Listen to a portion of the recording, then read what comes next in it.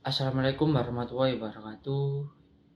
Perkenalkan, nama saya Andri Hamdani, NIM 23105103331. Yang saya hormati Bapak Sudari selaku dosen penghimpun mata kuliah wawasan pendidikan, dan saya hormati teman-teman sekalian. Di sini saya akan menjelaskan aliran humanistik dan implikasinya terhadap pendidikan. A. Definisi aliran humanistik dan implikasinya terhadap pendidikan. Humanistik adalah suatu teori dalam pelajaran yang mengedepankan bagaimana memanusiakan manusia serta peserta didik mampu membanggakan potensi dirinya. Dalam teori belajar humanistik, proses belajar harus berhulu dan bermuara pada manusia itu sendiri. Meskipun teori ini sangat menekankan pentingnya isi dari proses belajar dalam keadaan yang ideal daripada belajar seperti apa adanya, seperti apa yang bisa kita amati dalam dunia keseharian. Teori apapun dapat dimanfaatkan asal tujuannya untuk memanusiakan manusia, mencapai aktualisasi diri dan sebagainya dapat tercapai. B. Hakikat aliran humanistik. Pembelajaran humanistik memandang siswa sebagai subjek yang bebas untuk menentukan arah hidupnya. Siswa diarahkan untuk dapat bertanggung jawab penuh atas hidupnya sendiri dan juga atas hidup orang lain. Beberapa pendekatan yang layak digunakan dalam metode ini adalah pendekatan dialogis, relatif, dan ekspresif. A. Pendekatan dialogis adalah memberikan kesempatan bagi mitra didik untuk terlibat bertanya, berpendapat dalam proses pencarian bersama. B. Relatif. C. Ekspresif. C. Tujuan aliran humanistik. 1. Untuk memanusiakan manusia. 2. Proses belajar dianggap berhasil jika si pelajar memahami lingkungan dan dirinya sendiri. 3. Siswa dalam proses belajarnya harus berusaha agar lambat laun ia mampu mencapai aktualisasi diri dengan sebaik-baiknya. D. Tokoh teori belajar humanistik. 1. Abraham Maslow. Teori belajar humanistik Abraham Maslow dalam perspektif humanistik menuntut potensi peserta didik dalam proses tumbuh kembang, kebebasan menemukan jalan hidupnya. Humanistik menganggap peserta didik sebagai subjek yang merdeka guna menetapkan tujuan hidup dirinya. Peserta didik dituntun agar memiliki sifat tanggung jawab terhadap kehidupannya dan orang di sekitarnya. Pembelajaran humanistik menaruh perhatian bahwa pembelajaran yang pokok yaitu upaya membangun komunikasi dan hubungan individu dengan individu maupun individu dan kelompok. Edukasi bukan semata-mata memindah khazanah pengetahuan, menempah kecapan berbahasa para peserta didik, tapi sebagai wujud pertolongan supaya siswa mampu mengaktualisasikan dirinya relevan dengan tujuan pendidikan. Edukasi yang berhasil pada intinya adalah kecakapan menghadirkan makna antara pendidik dengan pembelajar sehingga dapat mencapai tujuan untuk manusia yang unggul dan bijaksana. Maksudnya ialah menuntun peserta didik bahwa mereka butuh pendidikan karakter. Pendidik memfasilitasi siswa menggali, mengembangkan, dan menerapkan kecakapan yang mereka punya supaya mampu memaksimalkan potensinya. Teori yang termasyhur hingga saat ini yaitu teori hierarki kebutuhan.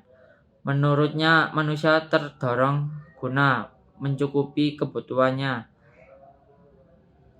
Kebutuhan itu membuat level dari yang paling dasar hingga level tertinggi dalam teori psikologinya, yaitu semakin besar kebutuhan maka pencapaian yang dipunya oleh individu semakin sungguh-sungguh menggeluti sesuatu. E. Implikasi positif teori ini ke dalam pembelajaran. 1. Kebutuhan sosial dibutuhkan seseorang supaya ia dianggap sebagai warga komunitas sosialnya.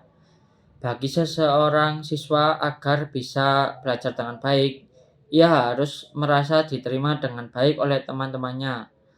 Terkait dengan kebutuhan sosial siswa, guru hendaknya memberikan perhatian supaya siswa mampu berinteraksi dengan baik dan mempunyai rasa saling memiliki terhadap teman-temannya serta lingkungan sekelilingnya.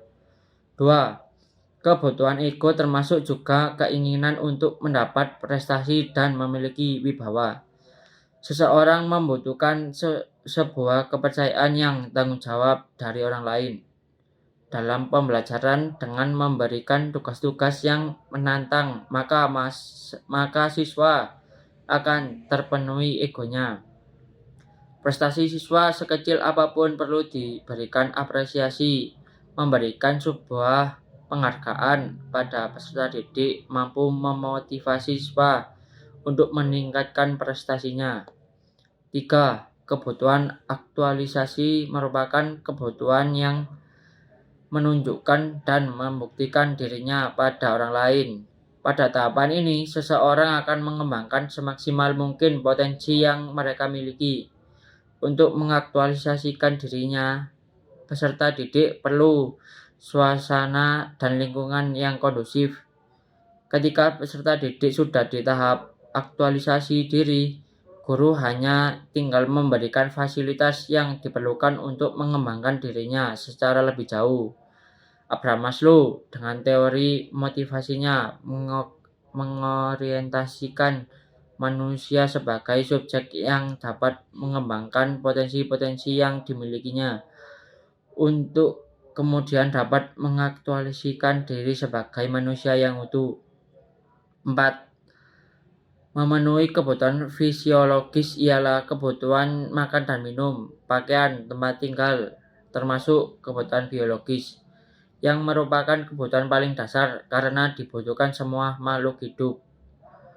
Pemenuhan kebutuhan dasar peserta didik harus diutamakan karena kebutuhan ini sangat mendesak dan hendaknya guru memberikan kesempatan atau bantuan kepada siswa untuk memenuhinya. F. Definisi disiplin ilmu. Disiplin adalah suatu tata tertib yang dapat mengatur tatanan kehidupan pribadi dan kelompok. Disiplin merupakan istilah yang memasyarakat di berbagai instansi pemerintah maupun swasta. Ilmu merupakan sesuatu yang sistematis dapat untuk menyimpulkan dalil tertentu dari kaidah umum, dan juga merupakan pengetahuan yang sifatnya umum. Artinya, ilmu merupakan bagian dari pengetahuan yang dapat dikembangkan oleh manusia melalui berbagai pendekatan dan metode dalam ilmu. G. Peran pendidikan manusia. 1.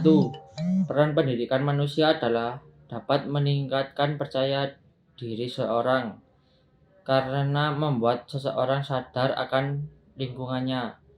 2. Membantu seseorang berkomunikasi lebih baik dan mengekspresikan pendapatnya.